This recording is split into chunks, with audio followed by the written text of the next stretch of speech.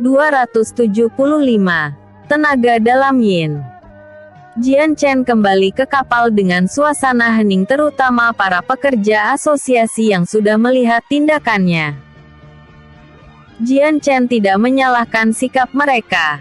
Hanya Miu Lin yang terkesan biasa saja karena dirinya pernah melihat Jian Chen melakukan hal yang sama ketika kudeta klan Niu dulu. Tuan Muda Jian, terima kasih, berkat bantuanmu kami bisa selamat dari kejadian ini. Jian Chen menggeleng pelan. Tidak perlu sungkan, Nona Lin. Mereka juga berniat membunuh kita.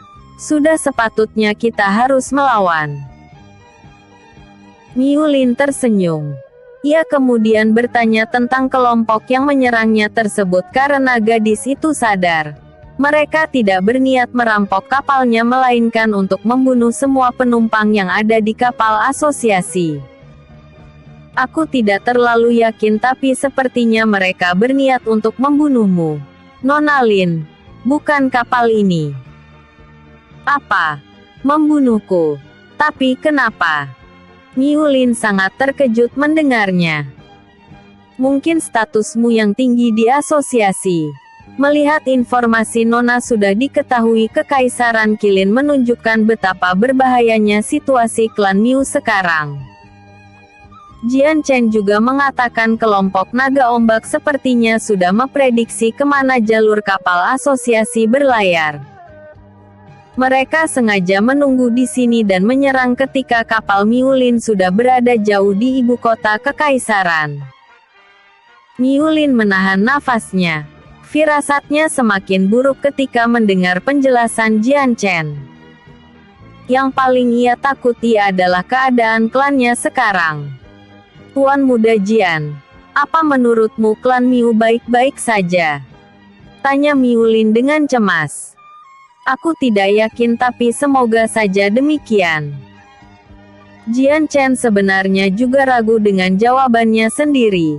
Mengetahui bahwa mereka adalah kelompok bajak laut yang diperintahkan seseorang, menunjukkan klan Miu sedang tidak dalam kondisi yang baik. Tapi cemas pun tidak akan membantu apapun sekarang. Malah akan memperburuk keadaan. Jian Chen melihat wajah Miu Lin yang berekspresi cemas serta rasa khawatir. Tenang, Nona Lin. Apapun yang terjadi pada klan Miu, aku akan membantu kalian. Bagaimanapun, aku juga adalah bagian asosiasi. Jian Chen tersenyum hangat. Miu Lin mengangguk. Ia merasa memang membutuhkan Jian Chen saat perjalanan kembali ke klannya. Jian Chen setelahnya pergi kembali ke kamarnya. Menyaksikan para pekerja asosiasi memandangnya dengan ketakutan, ia tidak bisa lama-lama di sana. Ketika malam hari tiba, saat Jian Chen masih memulihkan tenaga dalamnya yang sempat terkuras, Lily terbangun dari tidur singkatnya. Kurasa aku tidur hanya beberapa jam saja, tapi sepertinya ada sesuatu yang sudah kulewati. Apa kau bertarung dengan seseorang sebelumnya? Lily bertanya di pikiran Jian Chen. Ia bisa melihat tenaga dalam pemuda itu terkuras beberapa ratus lingkaran tenaga dalam. Ada bajak laut yang menghadang kapalku. Barusan aku mengakhiri mereka. Jian Chen membuka matanya, menghentikan pemulihan tenaga dalam sementara. Lily mengangguk pelan, seperti tidak terkejut dengan jawaban Jian Chen. Aku sebenarnya berbicara karena ingin kau belajar teknik gerbang dimensi, tetapi melihat dari situasinya, sebaiknya aku akan menunggumu saat tenaga dalammu pulih kembali. Jian Chen mengerutkan dahi. Ia kemudian teringat bahwa Lily memang ingin mengajarkan sebuah teknik padanya saat gadis itu terbangun. Jian Chen tidak keberatan mempelajarinya meski ia tidak membutuhkan teknik tersebut. Dengan petunjuk yang diberikan Lily, Jian Chen kemudian memulai latihan teknik gerbang dimensi. Setidaknya membutuhkan waktu beberapa jam agar Jian Chen bisa melakukannya. Lily berdecak kagum atas pencapaian Jian Chen yang dipikirkannya cepat memahami. Lumayan. Di dunia para peri sekalipun bakatmu tidak terlalu buruk. Mempelajari teknik gerbang dimensi memang bukan hal yang sulit, tapi dapat menguasainya dalam beberapa jam saja tetap disebut luar biasa. Lily bertepuk tangan. Jian Chen tersenyum tipis. Entah kenapa ia merasa tidak sedang dipuji oleh gadis itu. Baik. Kalau begitu sekarang kau pusatkan tenaga dalammu pada satu titik. Kali ini ketika gerbang dimensi muncul aku akan keluar dari sana. Jian Chen kemudian menuruti apa yang dikatakan Lily. Ia menyatukan kedua telapak tangannya dan mulai berkonsentrasi. Dari ruang hampa, kemudian muncul sebuah kabut hitam yang bergulung pada satu titik. Kabut itu semakin cepat berputar hingga menciptakan sebuah portal hitam. Nyatanya meski disebut gerbang, pembukaan dimensi itu berbentuk sebuah portal. Tak lama kemudian, seseorang melangkahkan kakinya keluar dari portal tersebut. Dia adalah Lily dengan gaun merahnya yang menggoda. Portal itu mengecil usai Lily keluar darinya sebelum akhirnya ia menghilang menjadi debu hitam. Yang tersisa kini hanya Lily yang berdiri di depan Jian Chen. Ah, ini lebih baik dari yang kupikirkan. Lily tersenyum lebar. Ekspresinya begitu senang. Jian Chen menggaruk kepalanya. Jadi apa yang kau lakukan setelah keluar dari alam dantianku? Jian Chen mengerti bahwa Lily mempunyai senggang waktu di dunia luar sebelum ia secara paksa masuk kembali ke alam dantiannya lagi. Jian Chen hanya tidak terbiasa berdua dengan perempuan secantik Lily yang menurutnya seperti dewi itu. Jian Chen tentu saja senang melihatnya secara langsung dibanding mendengar suara gadis itu saja. Tidak ada. Aku hanya ingin menghirup nafas segar sejak sekian lama terkurung di dalam. Lily kemudian menapakkan kakinya ke tanah. Tubuh gadis itu terlihat mempesona dibandingkan saat ia melayang. Tebakan Jian Chen benar. Lily tampak berharisma seperti Jian Ya. Anggun serta elegan jika mengecualikan sifat kasarnya. Sementara kecantikan gadis itu lebih dari seseorang yang ia temui selama ini. Jian Chen pikir Lily akan keluar dari kamarnya sesudah mengucapkan demikian, namun ternyata dugaannya salah. Gadis itu justru berdiri di dekat jendela dan melihat kondisi laut yang tenang. Jian Chen merasa Lily mempunyai kemiripan dengannya. Sama-sama menyukai suasana laut yang sunyi dan damai. Jian Chen menggaruk kepala. Mencoba mengalihkan perhatiannya dari pesona gadis itu. Ia kemudian mengeluarkan kitab Dewa Langit Surgawi. Berniat melanjutkan bacaannya. Kitab yang sama memiliki isi yang berbeda setiap halaman. Jian Chen membaca beberapa yang ia lihat sebelum membuka halaman berikutnya. Setiap teknik pada kitab Dewa Langit Surgawi memang sangat tinggi, namun tidak semuanya penting untuk Jian Chen pelajari. Misalnya Jian Chen menemukan sebuah teknik yang dapat mengubah energi tenaga dalam menjadi sebuah ledakan. Jian Chen tidak perlu mempelajarinya karena secara ia memang sudah bisa melakukan hal tersebut dari gurunya. Di lembaran lainnya ada cara untuk menggerakkan atau menghentikan sebuah benda dengan tenaga dalam. Jian Chen sebagai pendekar ahli tenaga dalam telah menguasainya juga. Semua yang ada di kitab ini hampir seluruhnya sudah aku kuasai dari guruku. Apa jangan-jangan guru juga belajar dari kitab ini? Jian Chen bergumam pelan. Membalikan halaman selanjutnya. Tiba di halaman pertengahan, Jian Chen menemukan sesuatu yang menarik yang ia baca dari kitab tersebut. Tenaga dalam yin. Menyerap esensi alam dan merubahnya menjadi tenaga dalam yin. Jian Chen menggaruk kepalanya bingung setelah membaca judul teknik itu. Telinga Lily bergetar. Ia yang masih memandang laut menoleh saat mendengar gumaman Jian Chen. Maaf ya, upnya agak lambat. Saya sedikit punya masalah di sini. Tolong diingat juga, autor juga punya kehidupan di dunia nyata. Masa iya saya nulis terus? Next, saya akan percepat update-nya. Tapi jangan terlalu berharap. Hehe. Episode sebelumnya. Eps 274. Laut Merah. Episode berikutnya. Eps 276. Lily mengoreksi perkataan Jian Chen barusan. Jian Chen melirik gadis itu sesaat sebelum membaca di kitab Dewa Langit Surgawi kembali. Benar, bukan esensi alam tetapi esensi langit. Esensi alam adalah apa yang kalian serap selama ini. Jika dimasukkan ke dalam tubuh seorang pendekar maka akan berubah menjadi tenaga dalam. Tanpa harus bertanya, Lily menjelaskan kebingungan Jian Chen. Tenaga dalam yang dibentuk oleh esensi alam disebut tenaga dalam yang, sementara tenaga dalam yin adalah sebaliknya. Ia harus menyerap esensi langit. Aku tidak mengerti. Apa maksudnya tenaga dalam yin dan tenaga dalam yang?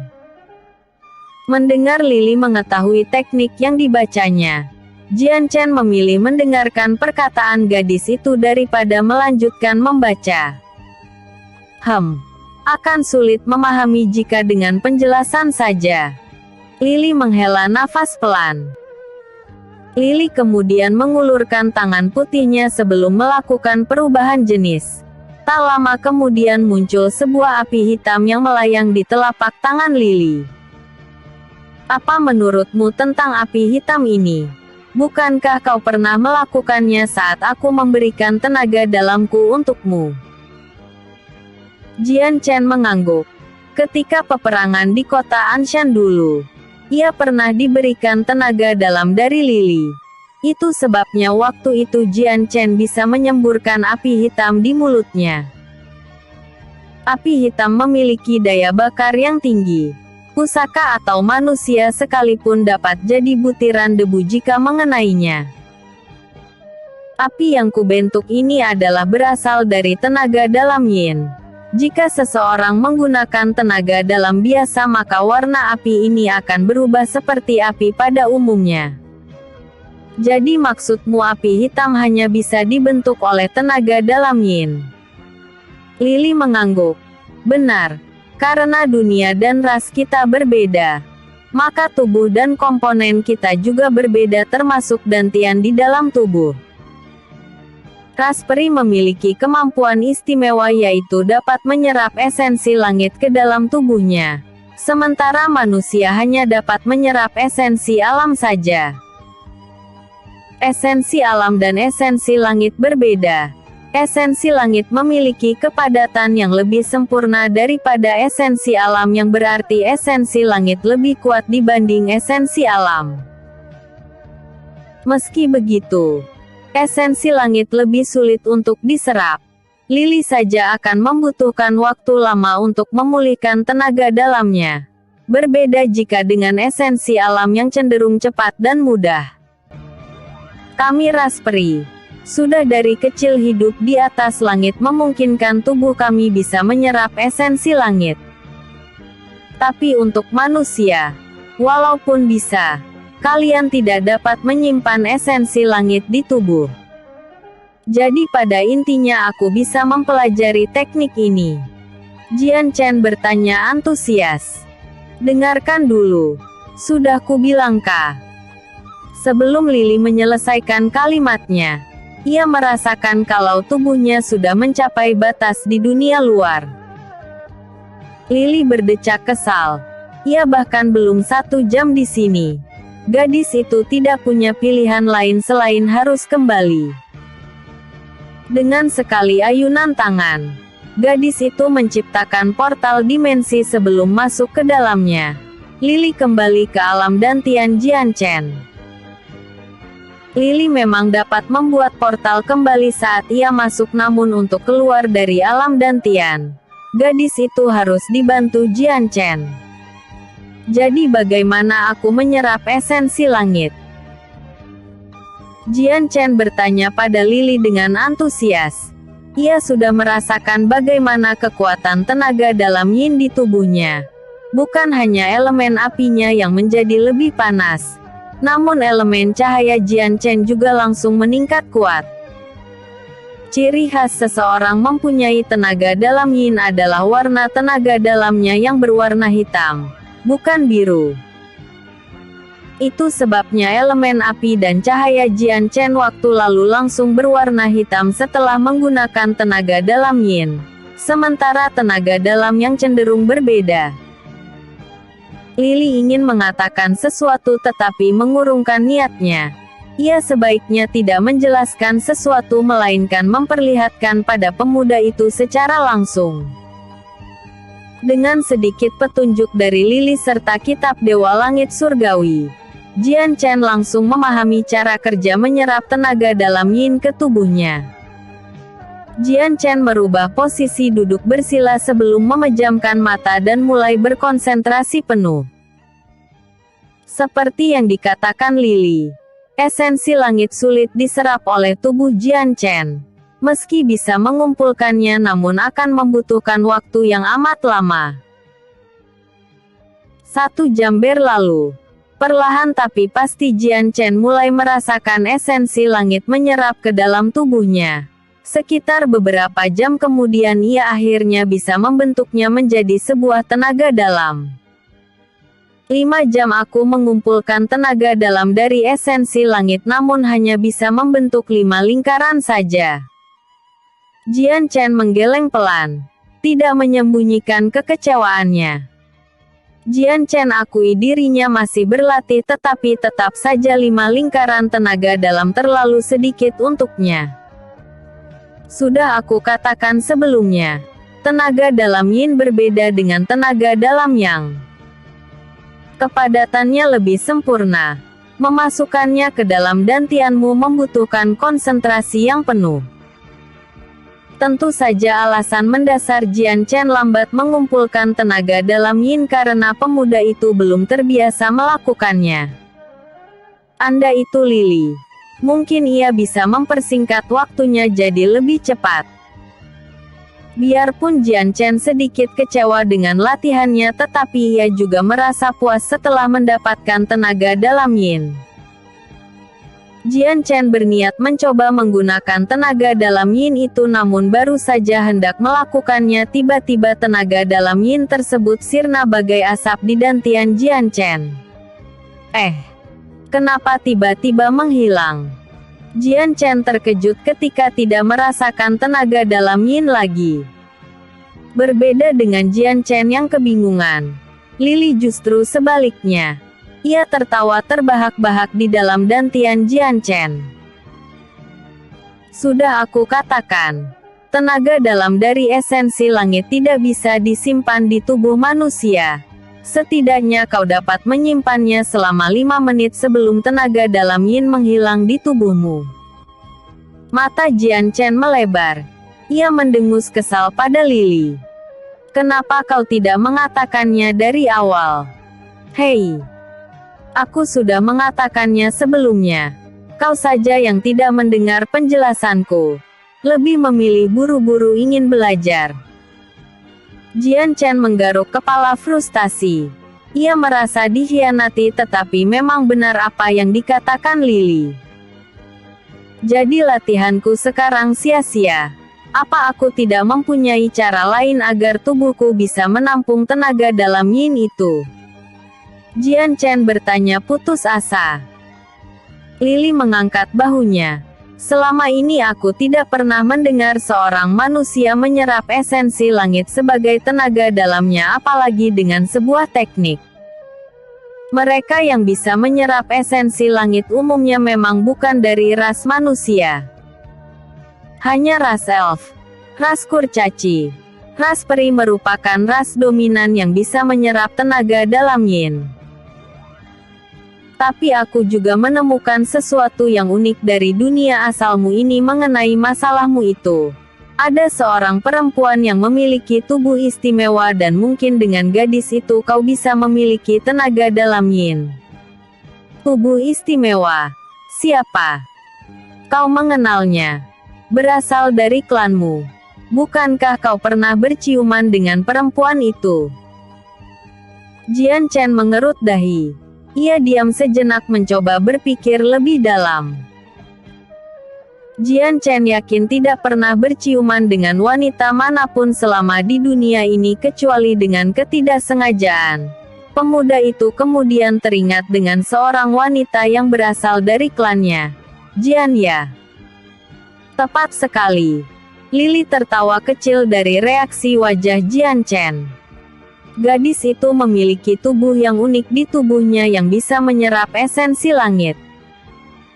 Ya, walaupun gadis itu tidak menyadari keunggulan tubuhnya sendiri. Lili mengangkat bahunya. Jian Chen menahan nafasnya. Ia tidak menyangka Jian yang memiliki tubuh seistimewa itu meski sudah menduga dengan melihat dari darah emasnya. Episode sebelumnya. Eps. 275. Tenaga dalam yin. Episode berikutnya. Eps. 277.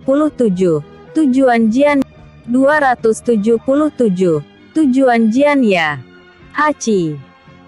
Jian Ya mendadak hidungnya terasa gatal tanpa sebab. Ia bersin dengan nada kecil, membuat wajah manisnya terlihat imut sesaat. Kau tidak apa-apa. Ya. Apa kau sedang sakit? Jian Fengsa mengangkat alisnya ketika gadis kecilnya tiba-tiba bersin. Tidak ayah. Tadi ada debu yang berterbangan di sekitarku. Jian Fengsa mengangguk pelan. Ia berhenti melangkah ketika berada di depan halaman rumahnya. Jadi apa kau yakin akan pergi sendiri ke sana? Ayah bisa carikan pengawal untuk menemani perjalananmu jika kau mau. Jian Ya menggeleng pelan, menolaknya halus. Lagi pula perjalanannya sebentar dan tidak terlalu berbahaya. Cepat atau lambat ia juga akan kembali ke klannya. Jian Ya kemudian melambaikan tangan, melangkah pergi dari rumahnya. Di umurnya yang kini telah mencapai usia 23 tahun, kecantikan Jian Ya terlihat sangat sempurna, mempunyai paras yang manis dan selalu berpenampilan anggun. Jian Ya bagai seorang keturunan bangsawan yang memancarkan aura karisma. Ia akan dihormati oleh orang sekitarnya, menarik perhatian yang lain ketika berada di jalanan ramai. Banyak yang telah jatuh hati pada gadis itu tetapi hingga sampai saat ini tidak ada yang berani mengutarakan perasaan mereka terutama Jian Ya terlihat sempurna yang membuat mereka berpikir tidak pantas untuk disandingkan dengannya. Seusai Jian Ya melakukan pelatihan tertutupnya selama 2 tahun terakhir, Jian Ya telah mengalami kemajuan pesat yang bahkan kekuatannya berada di atas ayahnya. Jian Ya telah mencapai ranah alam hampa di usia yang begitu muda. Di Kekaisaran Naga tidak ada yang pernah mencapai kultivasi tersebut di usia 20-an tahun. Saat ini Jian Ya akan pergi ke pelabuhan serta ke kota pandai besi berada. Gadis itu ke pelabuhan ingin menyambut Miulin sementara ia ke kota pandai besi untuk sekedar membantu keperluan klan Jian. Biarpun sekarang ia tidak lagi menjabat menjadi pemimpin klan, Jian Ya tetap berusaha membantu ayahnya sebisa mungkin, termasuk ke kota pandai besi di mana peralatan atau senjata, hampir semuanya dibuat di sana. Yang pertama gadis itu tuju adalah pergi ke pelabuhan. Beberapa minggu sebelumnya ia sudah mendengar kabar bahwa Miulin sedang berada di ibu kota. Gadis itu berniat untuk memberi sambutan padanya. Lagi pula, ada urusan penting ia harus bertemu dengan Miulin. Jian Ya ingin menanyakan seseorang pada Miulin mengenai kabar seorang pemuda yang sudah lama tidak ke klan Jian. Beberapa tahun ini, Miulin dan Jian Ya memang sudah sangat dekat akibat saling bertemu, bahkan hubungannya lebih dari sekedar rekan bisnis lagi. Bagi Jian Ya, Miulin adalah teman dekatnya. Sudah lama sekali ia tidak mempunyai teman sebaya yang seusianya. Setelah diperbolehkan oleh ayahnya untuk pergi keluar klan, Jian Ya terlebih dulu mendatangi sebuah kediaman di klan Jian. Kediaman itu berada di tempat yang jauh dari pemukiman klan pada umumnya. Keluarga kecil yang terlihat sangat harmonis dan penuh cinta. Suamiku, Ruer sepertinya tertarik dengan dunia bela diri. Ia pasti selalu melihatmu berlatih di halaman rumah, makanya dia jadi meniru gerakanmu. Jian Ran berada di dekapan suaminya, Jian Wu. Gadis itu sedikit protes karena Jian Wu memperlihatkan hal yang tabu pada seorang anak usia 3 tahun, yaitu pedang. Bukankah itu bagus? Dia mungkin akan seperti kakaknya, Cener. Mungkin dia akan jadi seorang jenius juga. Jian Wu tersenyum lembut. Ia mengelus pucuk kepala istrinya sambil melihat Jian Rou yang sedang bermain pedang-pedangan di halaman rumah dengan ranting kayu. Jian Rou sudah berusia hampir 3 tahun. Gadis kecil itu memiliki wajah seperti ibunya. Hanya matanya yang berwarna kecoklatan yang berasal dari gen ayahnya. Ibu, aku lelah. Jian Rou tiba-tiba menghampiri kedua orang tuanya, melemparkan ranting kayu dipegangnya begitu saja. Mau ibu ambilkan air, sayang? Gadis mungil itu terdiam sebentar sebelum mengangguk dan tersenyum lebar. Jian Ran terkekeh pelan lalu beranjak dari dekapan suaminya dan pergi ke dapur. Sementara Jian Wu menyuruh putrinya itu duduk di pahanya. Ruer, sedang apa tadi? Belajar bermain pedang. Jian Wu mengelus lembut gadis kecilnya. Jian Rou mengangguk pelan dengan penuh semangat. Aku ingin belajar pedang seperti ayah. Jian Wu tertawa. Boleh. Mungkin nanti kau akan seperti kakakmu. Dia juga hebat dalam bela diri.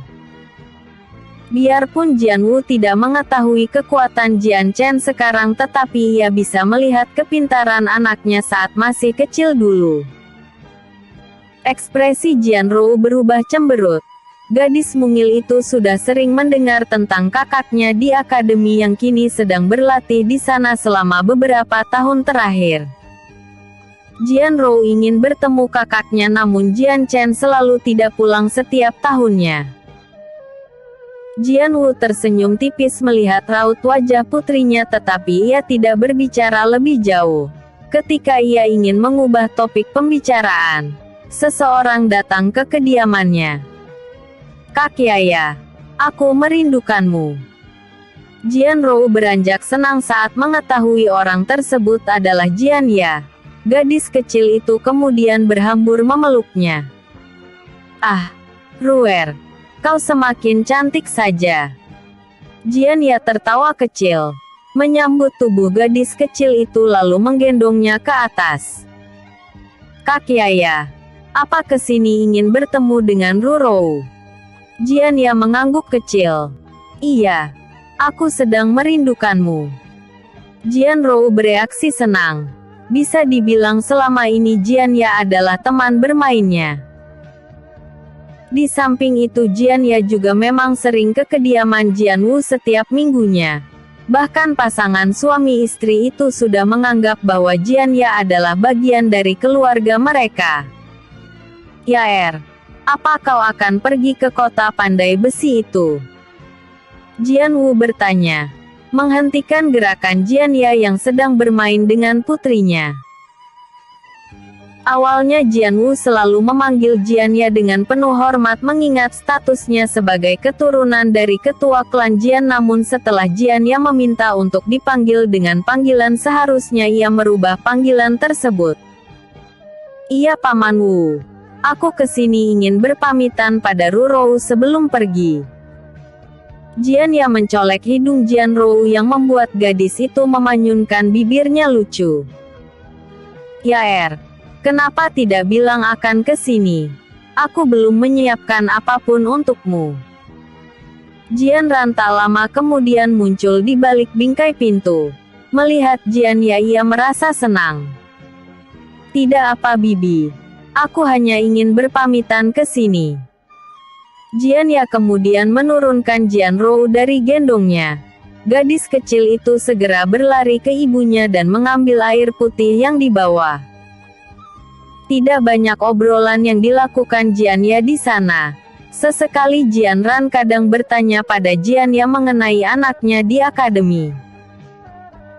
Jian Ya tersenyum tipis. Ia sudah mendengar berita dari Miulin bahwa Jian Chen sedang pergi keluar provinsi untuk melakukan sesuatu, bukan berlatih di akademi.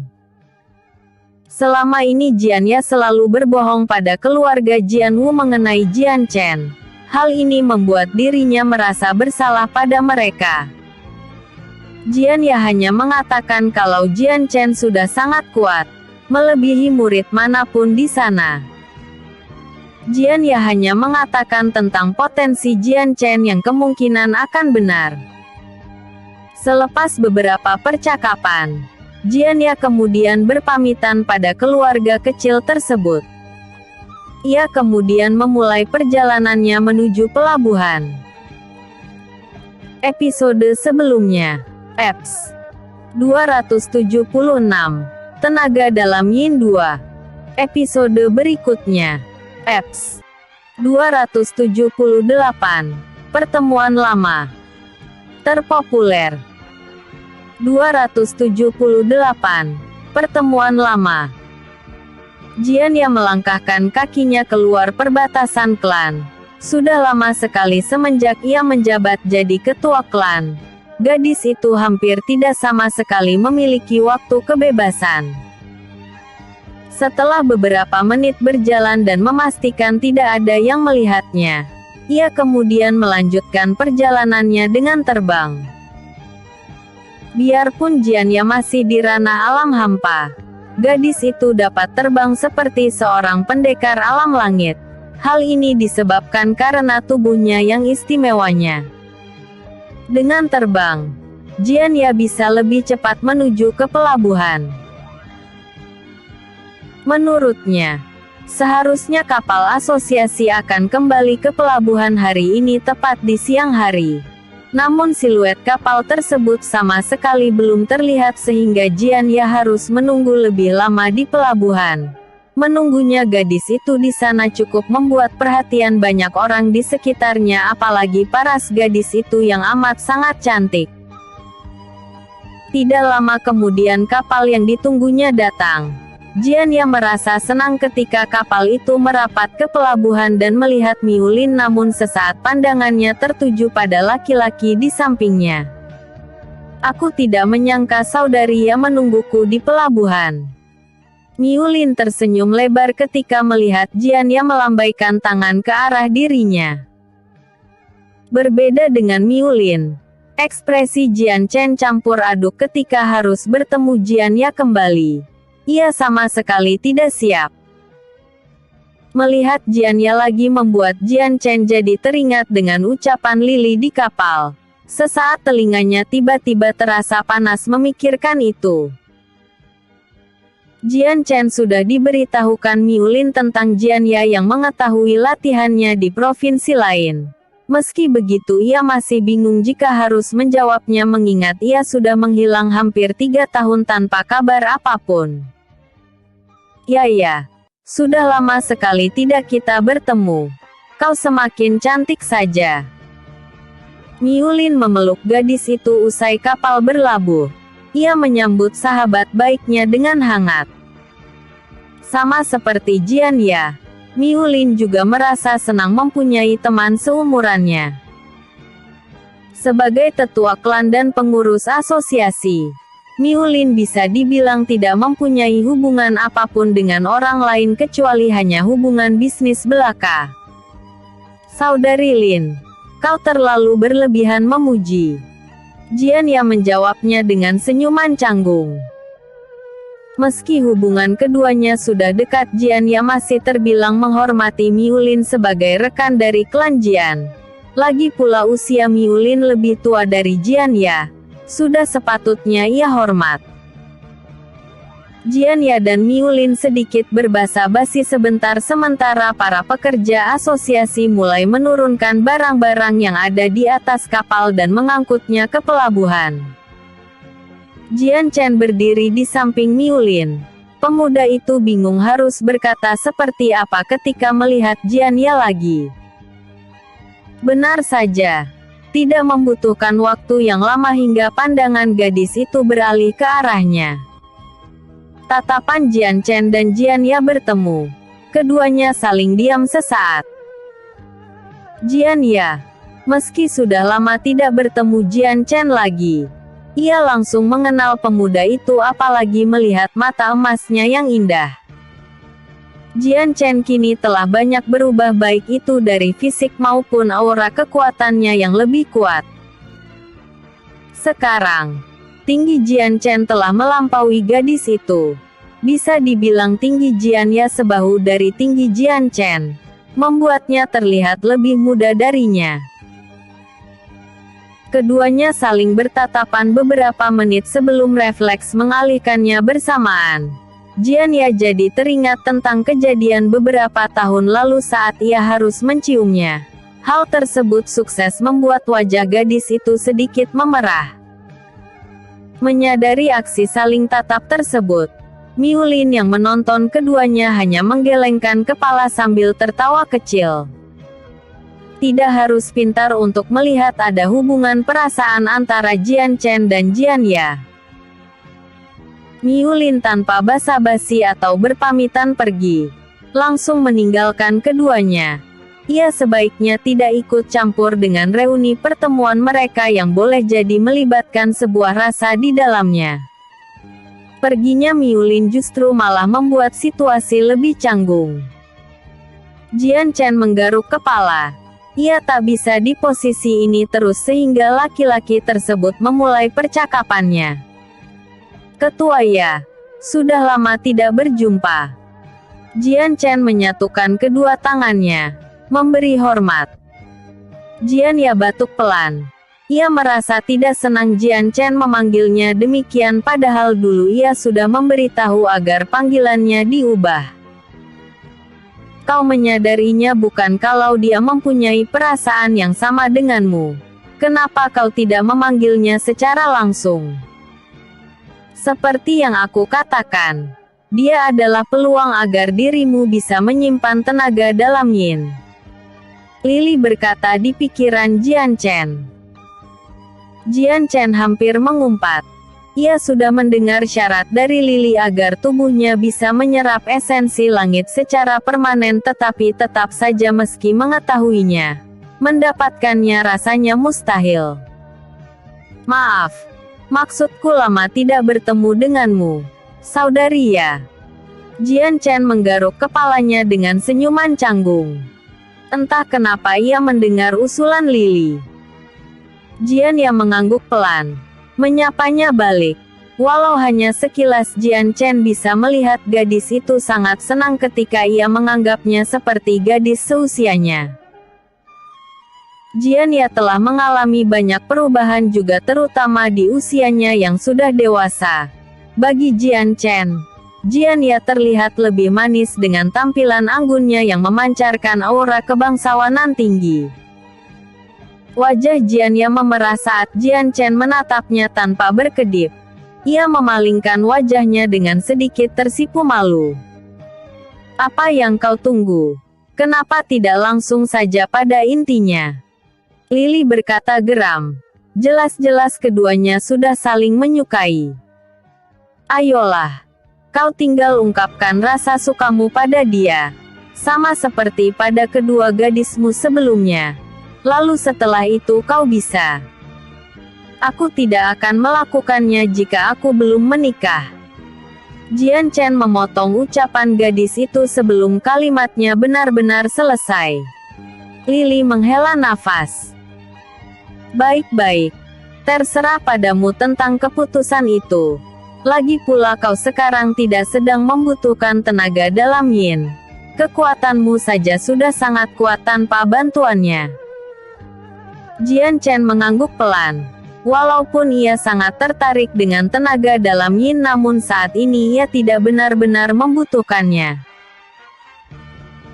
Salah satu syarat yang disebutkan Lily agar ia bisa menyimpan tenaga dalam Yin adalah harus bersetubuh dengan tubuh istimewa Jian Ya.